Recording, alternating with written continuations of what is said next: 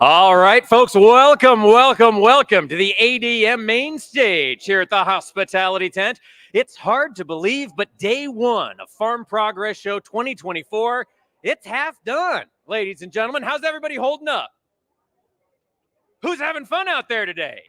Hey, there we go. Mr. Armstrong's having some fun. I love to hear that, folks. My name is Mike Pearson. I'm the broadcast director at Farm Progress. It's an honor for me to get to share the main stage with Mr. Max Armstrong. Hey, how do you do, sir? I do very Hello, well. everyone. Welcome to the Farm Progress Show.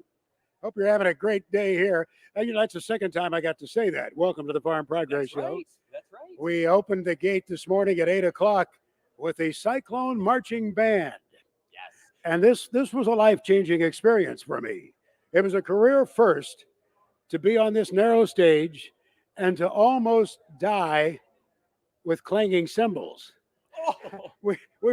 We got to the point of the national anthem. The cymbals were so close to me, I felt the wind.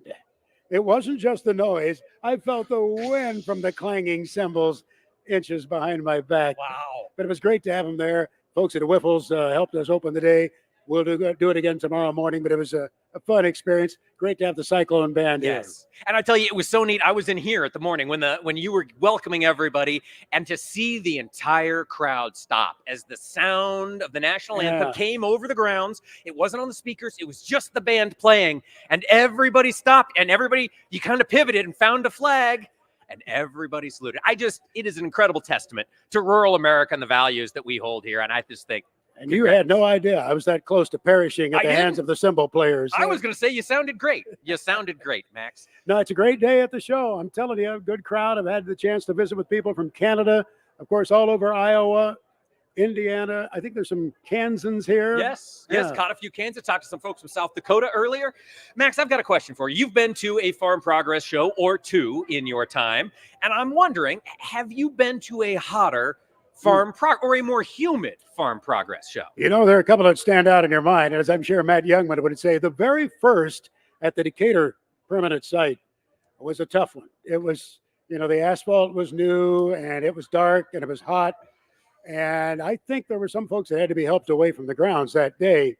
There was a lot learned. First responders were there, as they've always been, doing a great job. But that one was toasty. A year ago, we had the half century of progress, the big antique farm equipment show at Rantoul. Any of you at Rantoul last year? Yeah.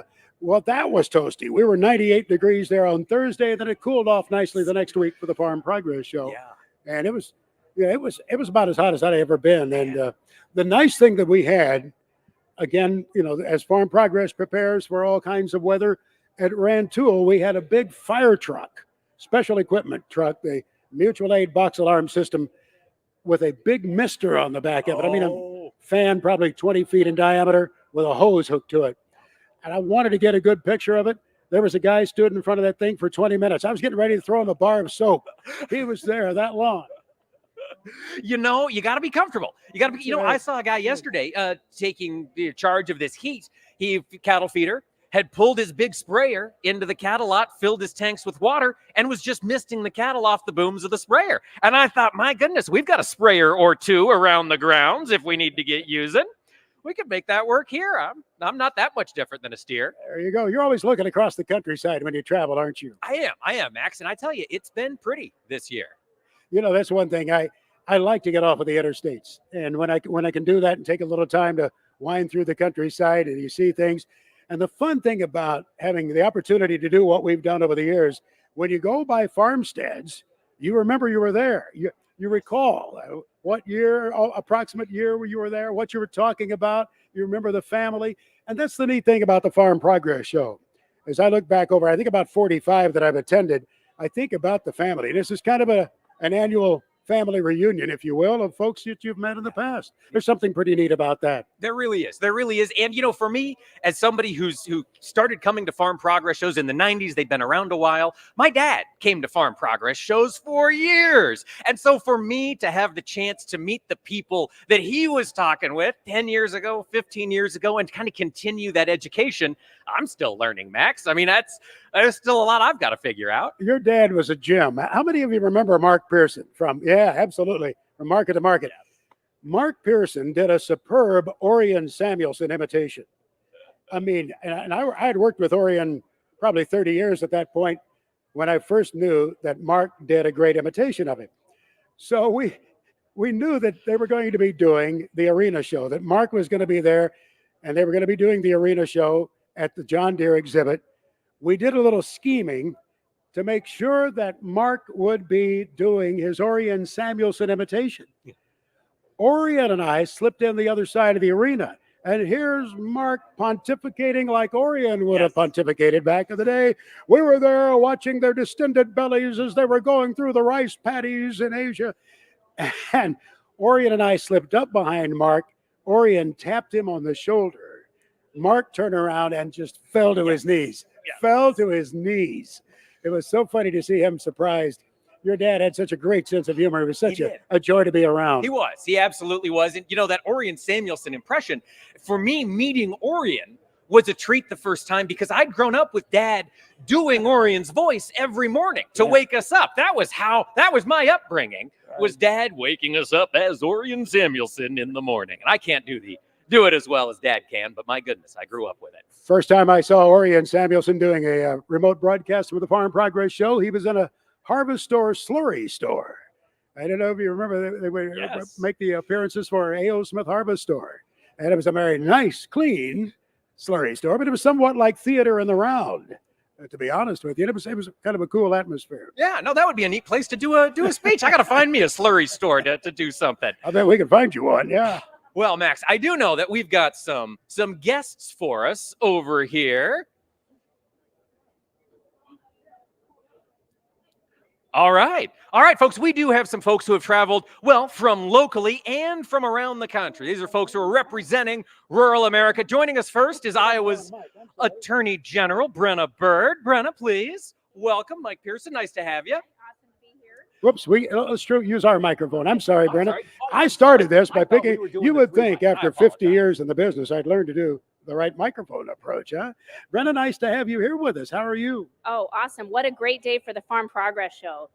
And this state opens up its arms every other year to this show. It's been so fun to see this permanent site come together. It's absolutely beautiful. And I remember coming here as a kid with my dad, because I grew up on the farm, and now to get to be Attorney General, defending agriculture and getting to be here, it's very special for me personally. Tell us about that farm. Where was it? Yeah.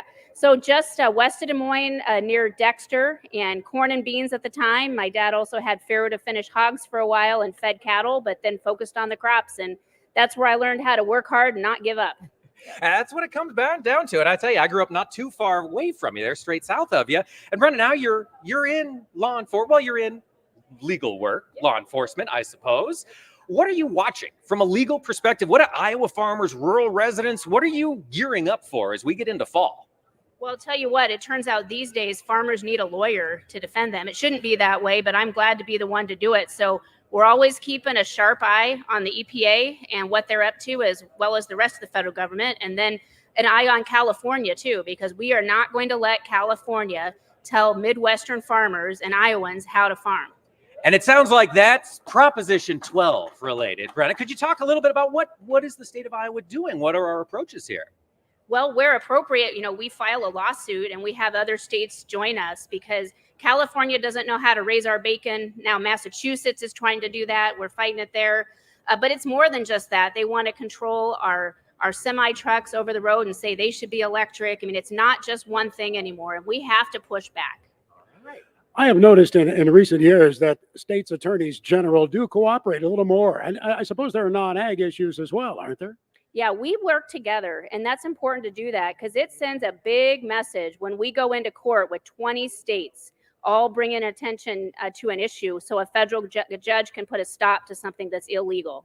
It was amazing how many years ago we wouldn't even have thought about this. It would be resolved in the legislative process somewhere along the line, but now the legal process is so necessary. I think of the legal fees that have to be spent. Well, you're right, and it shouldn't be this way, but it is for now, and we are very glad to do the work. Here in Iowa, we're very proud of our agriculture, as are many states, but here in Iowa in the Attorney General's office, we defend our agriculture as well. It's great. Lots to Absolutely. watch this year ahead, Brenna. That is for sure. Thanks for joining us, and thanks for filling us in Yeah. on what's ahead. Awesome. Thank you. Great to be here. Brenna Bird, Iowa's Attorney Thank you, General. Brenna. We everybody. appreciate it. Now, I don't want you to think that I'm against lawyers necessarily. Our oldest daughter married one, Oh, there you and go. I actually like him. Oh, there you go. And my wife loves him, so he's a good kid. Hey, Well, look at this speaking of guy. lovable, here comes Mike Naig, Iowa's Mike, how are you, Secretary sir? of Agriculture. Good to see you. Welcome, sir. Good to see you. Great to Want to see make you sure guys. your mic is on. You're live. I'm Good. on. I'm live. Here He's we hot. go. He's Hot hot. Mike. That sounds like this. Mike, come on. We can there do we go. this. There we can go. Do this. Oh, Yeah. this is a podcast in the making. Yeah, here It's we the go. mic. Everybody You else in the could- world does one. You guys need one. You could moderate this thing, man, because let's be honest, we need a grown up in the room, and Yeah. Yeah. that's You've had a load this year. I keep Yeah. thinking about what was going on with avian influenza, and you had to take a pretty proactive stance yourself Yeah. there. Here we've got and we've really been working hard on the issue of foreign animal disease prevention and preparedness generally. For us, African swine fever, foot and mouth disease, high path avian influenza, we're no strangers to preparing for those things. But what was different this year, obviously, was you had that spillover event from poultry into dairy. And we took an approach that was something like, hey, if we were just a poultry state or just a dairy state, we could handle it differently. But we are a leader in livestock production, swine, beef, dairy, poultry, egg. We don't have the luxury of treating this like a one species issue. We really do need to think about this as an all egg issue. Work together, make sure we're not at odds with each other, and really trying to work together. So we did take an approach of trying to do a little more testing, try to understand the interaction. Research still ongoing on farms in Iowa related to that. What's the interplay between dairy and poultry, and how can we build biosecurity strategies that'll help folks prevent it? I know the Iowa State Fair was just over a few days ago. How Yeah. did it affect the fair this year? Oh gosh. Well, first of all, we had an amazing fair. You couldn't, we couldn't have had better weather. I suspect there's a few folks that were there. And Anybody here make it to the Iowa State Fair? Yeah, good. It was Couple of you. All right. record-setting attendance. It was beautiful. What we did do is we put a requirement in place that if you were going to exhibit lactating dairy animals at an exhibition or a fair, that you test those animals for high path within 7 days of going to the fair. I'm a big believer. I love 4-H, love FFA, love the chance for our young people to compete. They learn, great life lessons, right? So we did not want to be in a situation where we would prohibit showing, but thought, well, if you want healthy animals at the fair and you want healthy animals leaving the fair, then you should make sure you've got healthy animals arriving at the fair. So numbers were down a bit in terms of lactating cows that were exhibited at the fair, but the dairy show was still strong. And I think folks really understood why we took the provisions. Yeah. I know you guys don't operate in a microcosm in the state. You have to rely on other cooperation elsewhere in the country. Yeah. How has USDA been in working with you on this? Yeah, and look, states will do some things differently. We definitely felt that there should be a more proactive approach, and you got to know where things are if you're going to be trying to deal with them. That said, we've got a great partnership with USDA when it comes generally to foreign animal disease response and preparedness. But this is a good example of where sometimes states need to work through some things. We need to work together to try to improve. And then in the after action of all this, I think we owe it to ourselves and Iowans certainly, and folks across the country to say, what could we have done differently or done better? So, it's a bit of a mixed bag. But I would say and I want to stress this too, locally, we have tremendous partnerships with our USDA friends at APHIS, and we rely on them heavily. So, there's always things you can learn, Max. And this was a novel situation, never been seen before. You got to work through some things. And the first line of defense out there are those veterinarians, obviously. Absolutely. You rely on them heavily, don't you? We do. And unfortunately, I think, folks, if you're involved in livestock production across this state, you would likely, I think there's a lot of concern about the shortage of veterinarians, especially mixed practice, large animal practice across the state of Iowa. And, that's something that, again, because they are so important just to the day-to-day livestock operations, but in an emergency like that, you really do need folks that are out there. So now that's something we're going to be trying to pay attention to, working with the Iowa State College of Vet Medicine on some, provisions there. I know I'm not the only one thinking about these things. I got colleagues over here in other states that are also trying to think about how do we get creative and really try to recruit some more folks to our rural parts of our state. That's what it all comes down to. Mike, the other issue that agriculture in Iowa had to confront, again, many states, the flooding. Oh, yeah. Northwest Iowa earlier this spring, South Dakota, Minnesota, Nebraska, and Iowa. Can you give us an update? What was the impact on the farming industry in that part of the state? And have they been able to to make it through till now? Yeah, so we spent, up until this spring, 204 consecutive weeks in the state of Iowa where we had at least D1 drought. Okay, so a historic level of drought. This spring, we definitely had a drought buster, but with it came, we got basically a whole growing season worth of rain within a few weeks in some places, especially in Northwest Iowa. So with it came that severe weather. We've had tornado outbreaks, that sort of thing. And of course, Northwest Iowa dealing with flooding.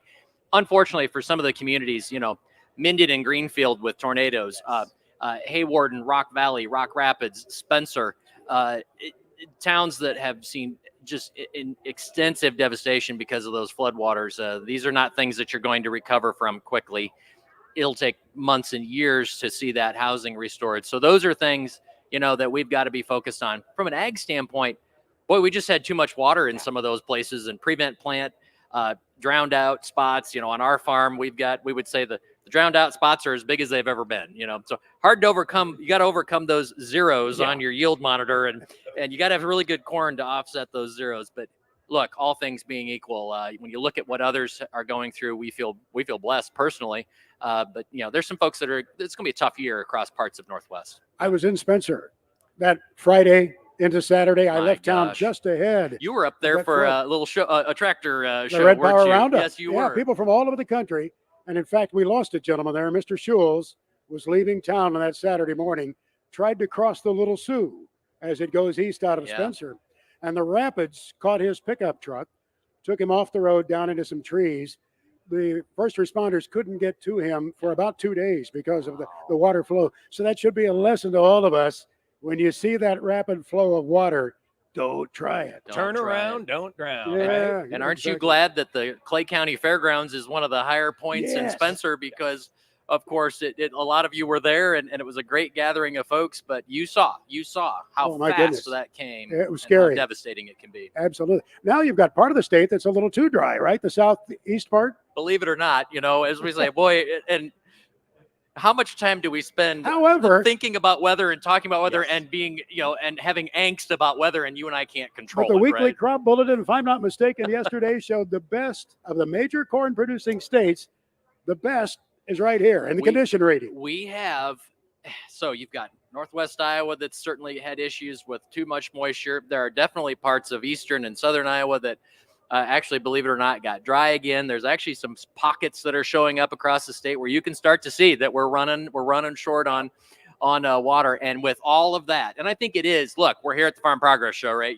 It's a testament to innovation and all that's new and the next generation and what's coming next. And it just is a testament to the fact that even in the face of historic drought, now followed with some historic levels of flooding, that here we stand and we can still tell you that we got amazing crop conditions and really staring down one of the larger crops in our nation's history, which creates a whole other set of issues around demand and value. And you know that better than anybody, but it really is a testament to resiliency actually playing out on farms. Absolutely. Mike Nag, Iowa's Secretary of Agriculture. Always appreciate our conversations. Love seeing you guys. Welcome back to the great Farm Progress Show. We're so happy to have this in Boone this year.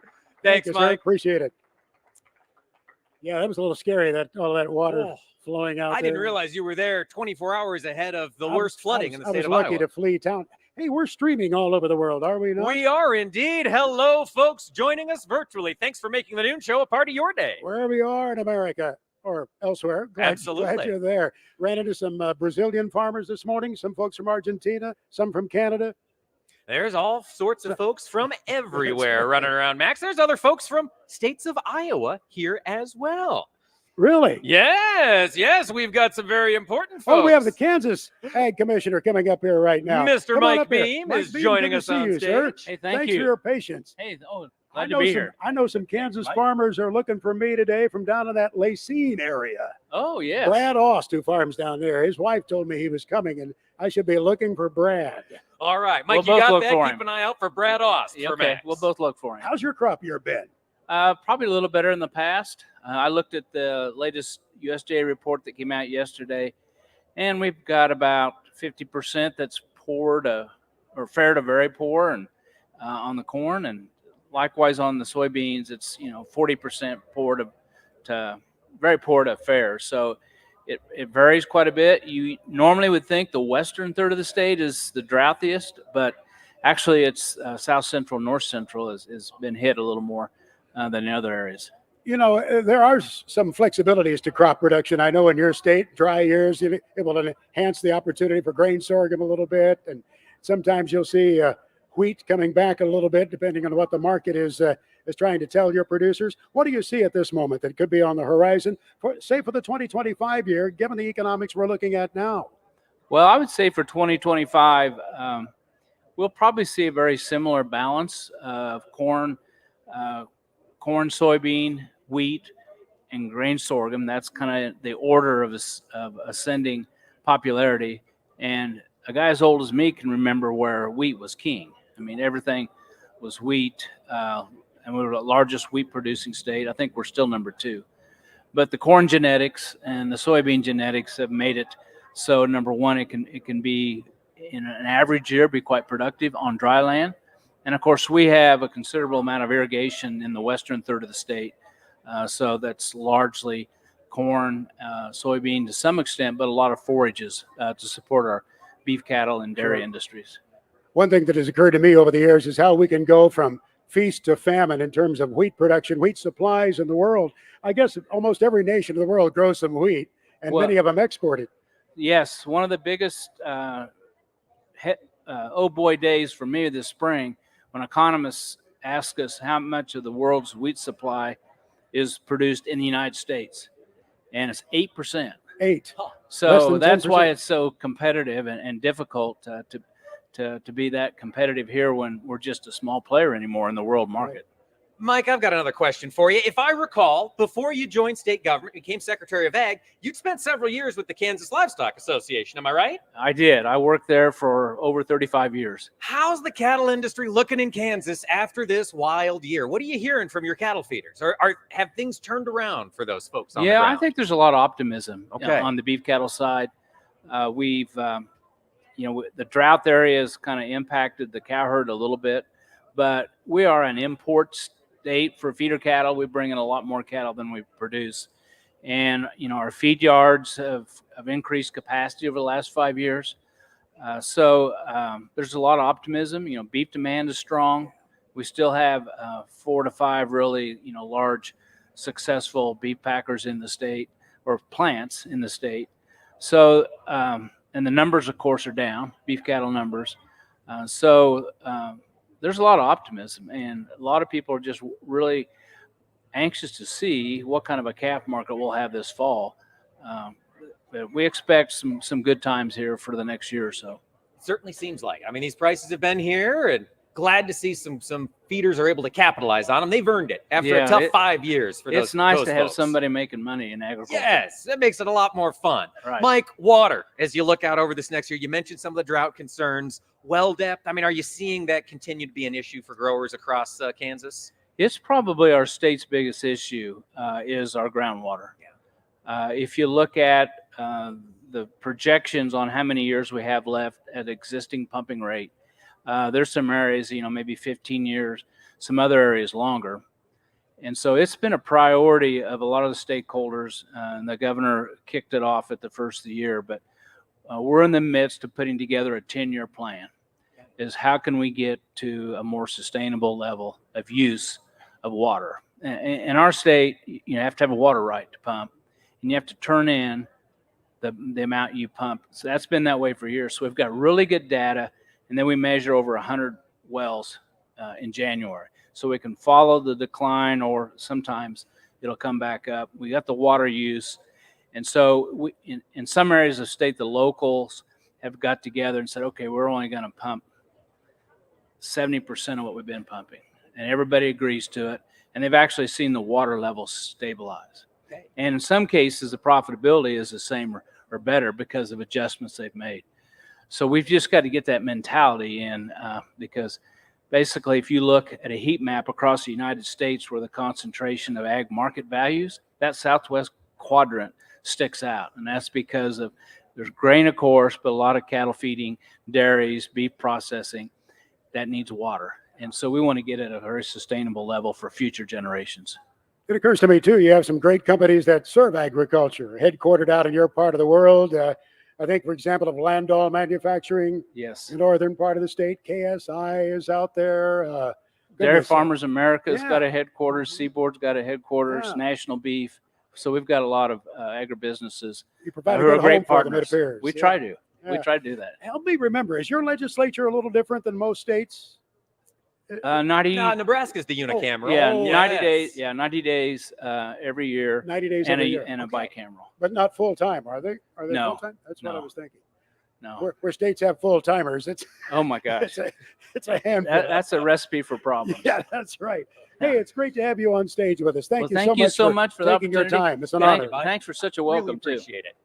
Give him a big round of applause, Mike everybody. Beam. Mike Beam, Kansas Secretary of Agriculture. Joe Guthrie, come on up here, sir. How do you you. do? From the state of Good to see Virginia. ya. No, the The Commonwealth, Commonwealth of Virginia. of Virginia. Great to see you, ya. sir. Joe, how are you? Great to be here. Thank you. How's everything back home? You've had a dry summer and hot. I'm It's been glad. tough in I'm the glad Southeast. you have gotten the word on that. It has, unfortunately, 2024 will go down as a historic year in Virginia, but for a bad reason. It has been the driest year for us. In fact, we recorded the driest month of June ever recorded in Virginia since we started keeping records in 1895. Wow. We're also the only state in the union that set our record driest June in 2024. So it's been unusually dry for Virginia, but also as compared to the rest of the country. So while we're seeing maybe better yields in other parts of the country, we've got kind of a double whammy of both lower yields, higher input prices, while we're seeing lower output That's tough. prices because of higher national yields. So a difficult year, particularly for our corn farmers. Most of our corn is in lower than average condition, some of it in very poor condition.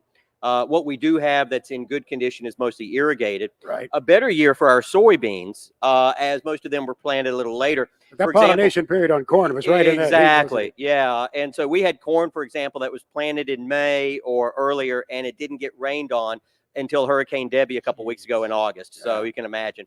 Some of the soybeans, though, are much better. I will tell you, though, we're having an outstanding year for our peanut crop. So it's one of the best peanut crops we've ever had, and encourage everyone to look for Virginia peanuts. Virginia peanuts are different than other peanuts. It is a particular variety of peanuts. It is the largest type of peanut and is the one that you eat. ballpark peanuts, yes, right? you just eat it whole and raw, right? Instead of a smaller peanut that would be processed into peanut products. So look for Virginia peanuts. Having a good year for cotton. We're, of course, the northernmost state for both peanuts and cotton. But our corn is really the one that suffered the most this year. Now help me understand. Sure. Boiled peanuts. Okay. I'm not Yeah, quite. I'm not quite there. We've been having this discussion. I've tried them, I encourage everyone to always eat as many peanuts in as many fashions, but however they enjoy them. I will tell you that I am personally a roasted peanut person. I don't think there's anything better than you put those peanuts just right out of the field onto a cookie sheet, put them in the oven, roast them right up, put a little salt on them. I tell you can't get enough. ladies and gentlemen, that's how you turn a negative question into a It positive is. answer. That's a politician. Joe- He's a pro. Joe is so good. He's That a is- pro. you know, I can't help but think of David Hewla. Oh, What- David, maybe, yes. maybe you're one of the highest profile producers in the state. So great to hear about people knowing He's about had to David. meter out the moisture by the. So The David, ripper. for those that are not familiar, set the national record for corn production last year. What is really interesting also about what David is doing, he is farming some fields in the Jamestown area that have been farmed continuously since the first English settlement there in 1607. Some of the fields that he is farming have been continuously farmed for 400 years. Now you talk about sustainable agriculture. And it is, again, he's setting records. Got over 600 bushels per acre in a field just outside of Jamestown last year. Tremendous. He shows what is possible with corn production. And I think it's important for us here at the Farm Progress Show. We're always wondering about what is next, what is new, what is upcoming. And I think seeing what is possible in the future is really important. So yeah, we're very, very proud to point that out. Absolutely. I've got a feeling if folks are looking at a $3.90 corn price, they'd be happy with 600 bushels. Yeah, corn. All of a 600 sudden, 600 makes we can make this special. makes it sound a lot better. Absolutely. Yeah. Beef cattle side, I got a question for you. Sure. You're way out east. You've had a history in the beef cattle business. how are pastures holding up after this horrible summer and then those Debbie rains? Sure, exactly. And yeah, my background is in beef cattle, and I'm a beef cattle farmer from the southwestern part of Virginia. Most of our cattle are west of the Blue Ridge. It's one of the great things about Virginia is the great diversity of the state geographically, topography, climate gives us different regions, and our pastures, mostly in the western part of the state, some of the best pastures you'll find anywhere. We had a pretty good spring that gave us a pretty good hay harvest and in fact, one of the problems with it was getting too much rain at sometimes, as you know, when you're trying to put up hay. And then that drouthy June really set us back. We have been getting some rains more recently, but there were farmers, for example, that were rolling up hay and then unrolling it just a matter of a couple weeks later to keep the cows. And very, very important for us to be able to hold on to those cows. As valuable as the calves are right now, you really want to keep that factory around in the field as long as you can. So fortunately, some rains from Hurricane Debbie across the state have helped with our fall pasture, which is really important for us. And I think we're going to be okay going into the winter with the hay stocks that we have from this year and a good year last year. All right, so hopefully drought won't force liquidation. We're not seeing that, although, you know, I look at it, and one of the things I'm concerned about, maybe for our dairy farmers, for example, as you look at low milk prices with high cull cow prices, you know, for those that are in a life stage where you think, hey, what is my next step? It becomes tempting to say, you know, hey, maybe this is the time to consider liquidation of that. I will say, though, that we have a very strong, vibrant dairy industry, and we've done a lot to increase dairy processing production and capacity in Virginia recently and during the Youngkin administration. And that's really something that our dairy farmers pointed out to us. How can we do more processing here locally to help improve our milk price and our ability to keep, you know, continue milking cows here? Yeah. I know Professor Dave Cole at Virginia Tech is one of those who's been doing that. Absolutely. It's fantastic to watch him grow and learn. And Dr. Cole was one of my professors and mentor when I was an Ag-Econ major at Virginia Tech, and continues to be, and continues again as we talk about farm progress and looking to the future, always talking about what are the newest and then things that were going on. He spoke to a group that I hosted, the Southern Association of State Departments of Agriculture at Williamsburg, when I hosted in June. And, you know, one of the things he really emphasized was food and health. And I think that's a trend that we're going to see more of. What are the confluences of food and health? And that can mean nutrition, but it can mean other things as well. For example, in the pork industry, how are we utilizing animals for human health and human organ growth and things like that? So some really interesting work that's being done in that research that I think is only going to continue. Be great to always find some ways to add value to the stuff we're doing here on the farms across America. Absolutely. I love it. I love it when farmers get paid to do things that they were already going to do anyway, right? That's a win-win. Yeah. Joe Guthrie, Commissioner of Agriculture, State of Thank you, Virginia. Joe. Thank you Appreciate so it. much. Appreciate it. Appreciate Great to be here with you. I tell you, there's a lot happening around this great country. You know, we Max. appreciate so much every year we're at the Farm Progress Show. The folks from ADM give us a home where we get to hang out during the Farm Progress Show and bring some great guests our direction. And we really appreciate every year when that happens. And Absolutely. I'm just going to bail out here for a minute or You two. bet. I'll be back. We're going to Take it grab away, Theo Mr. Gunther. Pearson. Thank you, Mr. Armstrong. All right, folks, we are going to get to learn a little bit about ADM. Theo Gunther joins us now. Theo, welcome to the main stage, the ADM main stage. Yes.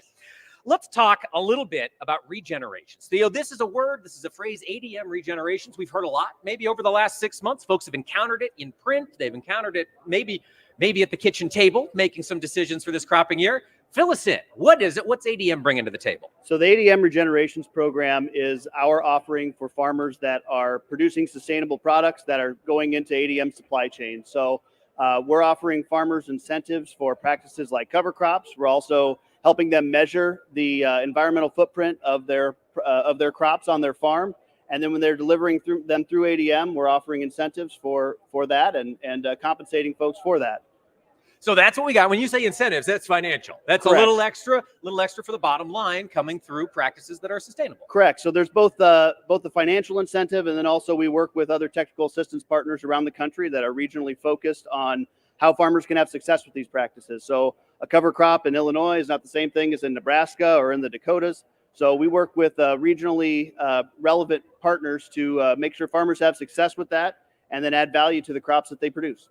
So this is an ADM program. What is it about ADM that gives you the confidence to really push this forward? What makes ADM unique in this field? ADM's unique in the position we have in the supply chain. So we work directly with farmers. We have relationships with farmers. We're trying to help them increase their profitability through marketing grain and also supplying inputs as well. So we're working with farmers daily to try and help them with their day-to-day business. This is something that's additive to that. So where we can assist them with improving their like their nitrogen fertilizer efficiency, for example. Also, if they're implementing a practice like cover crops, that they can see compensation for the environmental benefits that occur, and also have success with those practices on their farm. Working with other farmers that have experience with it, and also making sure that we help with some of that risk with financial incentives. Now, you mentioned some farmer-focused programs. Could you give us some examples of what these might look like here in Iowa or the Midwest, corn, soybeans? What are we dealing with? Sure. So we have a couple different approaches that we're taking. We have more traditional cost share programs and what people might be experienced with in terms of like a cover crop payment.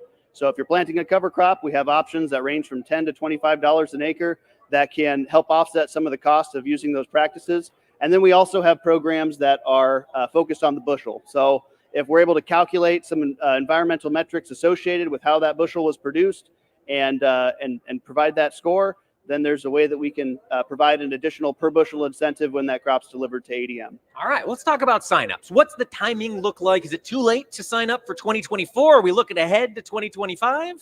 We still have plenty of time to sign up. September 13th is our first deadline, so maybe not plenty of time. So I may have overshot that a little bit, but we do still have time for people to enroll.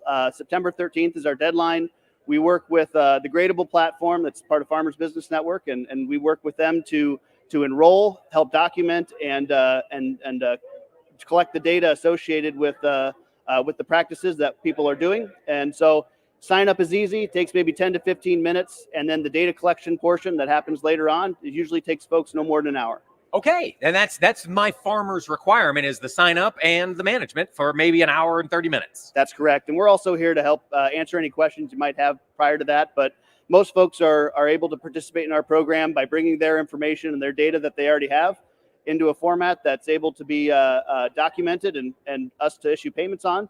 And it's usually taken people less than a couple hours to do it. That's fantastic. Fill us in on the enrollment. How's it work? Where do we go? So you go to admregenerations.com is going to direct you to our website that has information about the incentives available in every state. So while I talked a little bit about the programs that we have available here in Iowa, Missouri, Illinois, Minnesota, the Dakotas, Kansas, Nebraska, all over the place. So we have programs available in multiple states: corn, soybeans, wheat, canola. There's other crops that are attached to these programs, and they continue to expand. So encourage people to take a look at what we have to offer this year and keep an eye on ADM Regenerations here in the future. All right, these things will continue to expand. So more to come in 2025. Yes. All right, Theo Gunther with ADM Regenerations. Let's give him a big round of applause. Thank you, Theo, for joining us up here. Really appreciate it. Thanks to ADM for help making the main stage a success. And it's not just ADM, of course, that helps make the main stage a success. It's a partnership of partners, and one of the other ones is the United Soybean Board. Joining us now is their chair, Mr. Steve Reinhardt. Hello, sir. Good to be here with you and good to help sponsor the stage. Man, well, we certainly do appreciate it. USB has been a great partner of the Farm Progress Show for a while. And Paul, let's talk a little bit about what's new at USB. Fill us in this year. What's the organization up to? Sure. So we got a new CEO, actually, that started in January. So that's one new. Lucas Lynch, yep, right? Lucas has done a good job of helping us reorganize the USB and how we operate. And that's been a positive thing, I think, going forward. We just got done with the July board meeting, and we have our new investment portfolios ready to go. And so we have a bunch of good projects in the lineup coming forward. So, Steve, I was told that looking at projects this next year, USB's looking at about $175 million in projects. Is that right? Yep, that's from the beginning to the end. What all would that encompass? That is a lot of money. So we look at two basic areas, supply and demand, and then we have that divided down into infrastructure and connectivity. We want to make sure that both on supply and demand, we get our goods moved up and down the highways, up and down the waterways that we have here in the country. Then we have health and nutrition, so whether it be animal health or human health. We even talk about plant health and soil health in that committee as well. So looking at new projects, what we can do there. And then we also look at innovation and technology. So when we talk about doing new things with soybean meal or soybean oil, those fall into that innovation technology area. I was telling Mike a little bit earlier, it's kind of interesting, the demand can ebb and flow as society changes and our tastes change. This is kind of a historic day in the newspaper business. Now, I want you to think about the role that newspapers played. There's a big printing plant right in downtown Chicago. As you would come up over the river there, you'd look off to the right and the rail tracks, and there would be what was called the Freedom Center. It said Chicago Tribune on it. And I remember back in the day, you would see boxcars loaded with the newsprint from the Tribune's paper mill up in Canada, and you would see tank cars loaded with ink. And, because of the United Soybean Board, back in the heyday of the newspapers, soybean-based ink came to pass. And it was so popular with government documents and, of course, with the newspapers, because the rub-off was not what it was with the oil-based ink. Just this morning, they took in the wrecking ball to tear down the Freedom Center that had been there since 1972, 74. It's a sign of the changing times. It's a reminder that you guys at USB have to be nimble and respond to the changing demand, don't you? Yeah, and that's one of the things we always look at is, how can you be nimble and respond to the places and the things we have in the marketplace that come up. And so as we look around and we're, good at what we do, we use less acres, we grow more bushels every year. We know the world's had a good production the last couple of years, so we have a supply of beans to work through. And so, if we can get more beans into different avenues through either meal or oil, that's what we try to do. Absolutely. Steve, there's a great product. As we think about the innovations and the way things change, USB's on it again. How many folks here are familiar with the phrase PFAS? PFAS. Some of you are. All of you are going to become familiar with this phrase. These were a class of chemicals we used for a long time. We used them in firefighting foam. We used them in non-stick dishware. And it turns out these chemicals never go away. They're called forever chemicals. Once they're in the environment, they're here forever. And some farms in Michigan, Maine, and New Mexico have become contaminated with so much PFAS they've had to condemn dairies. This is a huge issue. Firefighting equipment needs to change. It needs to modernize, and USB has done it. Steve, can you fill us in on soy foam? Sure. So we worked with a company called Green Plains Solutions, and with them we developed a firefighting foam actually made out of soybean meal. So a lot of people think it was an oil-based product. It's actually soybean meal. So as we continue to crush more soybeans for oil, we have more meal, which livestock is our number one customer. So we want to make sure we maintain that quality supply for them.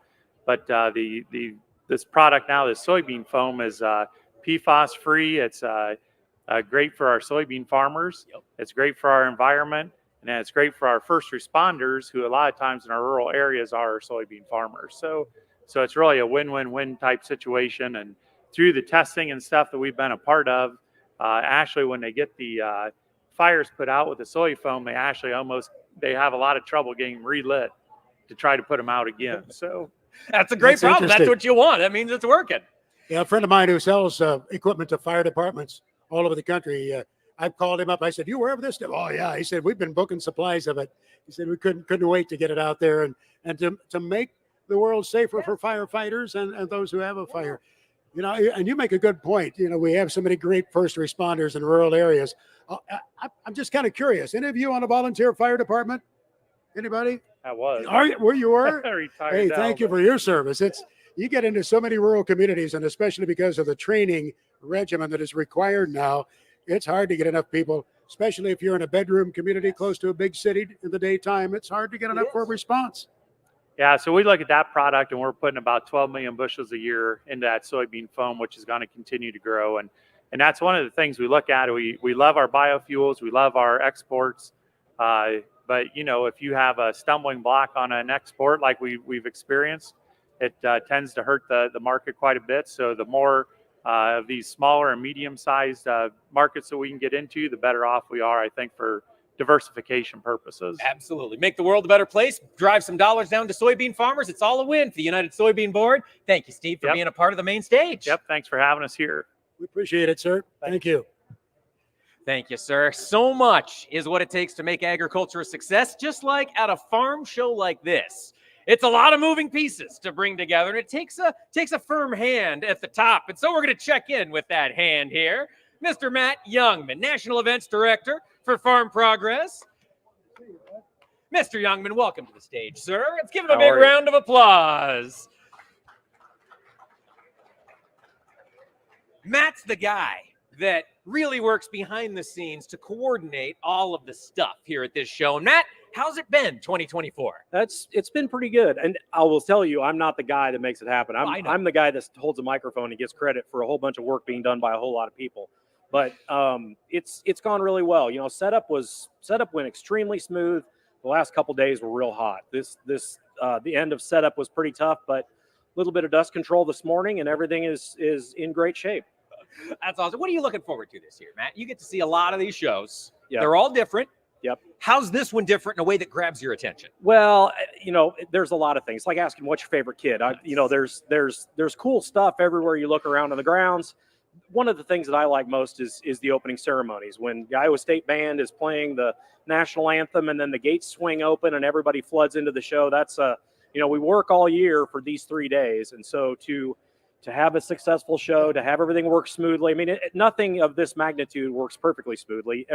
We're here every 2 years. You're not aware of the near calamity that happened up there this morning. What's Well, that? the marching Cyclones were doing the national anthem. The cymbals were millimeters from my back.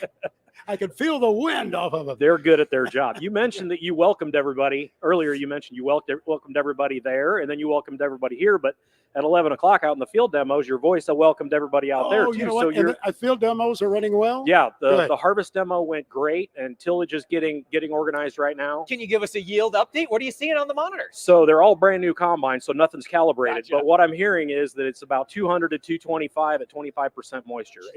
It's about that tall, and it's 82-day corn, but that's pretty good for 82-day corn. 82-day corn. That's pretty incredible. You're always running against the clock, aren't you, with an early show like this? Yeah, that's about as early as it gets. So we don't have, if planting gets delayed, we're in trouble here. We got it all in the ground by April 12th, and so everything worked out really well this year. Let's talk a little bit about how that works, getting it in the ground, managing the crop. You're not on site year-round watching that crop develop. Fill us in on how that all happens. Yeah, so we have great partnerships with the 5 landowners that basically own the east half of the section. And then, so we have agreements with them to help us out and plant what we need planted. And John Deere comes in and does all the final prep and plants it for us. So it's all planted with a John Deere high-speed 24 row, and he knocks that out real fast and does a great job. Gets everything planted RTK, so there's no guest rows. Everybody can just go out there and harvest with whatever size head they bring to the show. Man, and they're running. Has the autonomy been working? Have you seen the grain cart in action? I haven't been over there across the street yet. Yeah, it's working. There's a tractor without a driver in it that's running up under the unload auger. Has anybody seen that yet? Has anybody seen the autonomous grain cart over there as of yet? Isn't that incredible?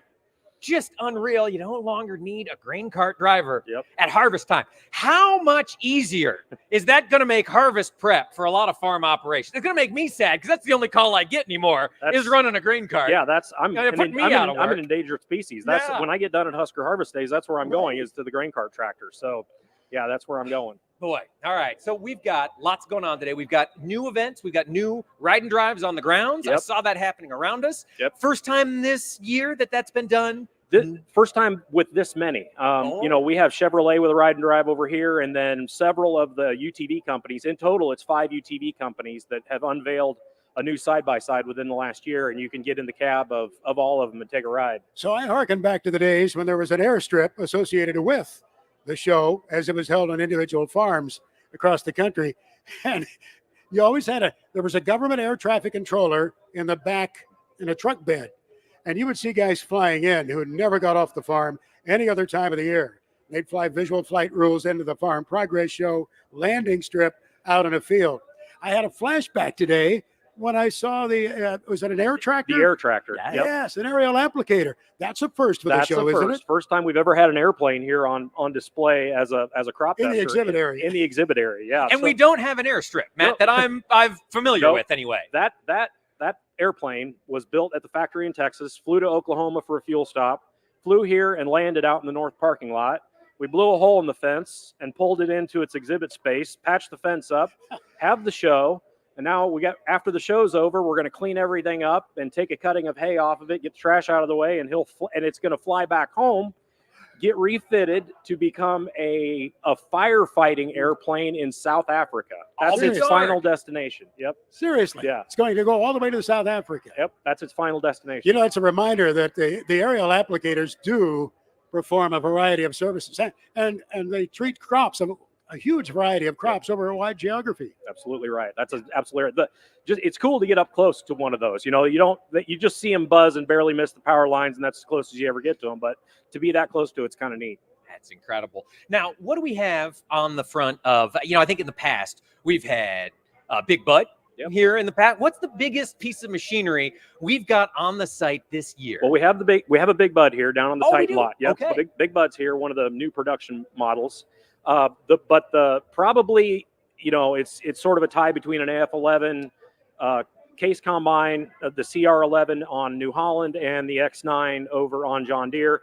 The 830 John Deere 4-track machine is probably the highest horsepower machine on the ground. Is this the first time it's been? This is the first time anybody's seen it move. Okay. Out in the demos. Yes, because it's only been at shows. It unveiled at Commodity. Yes. And so this is the first time anybody's seen it move. That's often the case, isn't it? The first time you really get to see it in person operating in the field. That's been the hallmark of this show in all of its 71 years. Since the beginning, since 1953.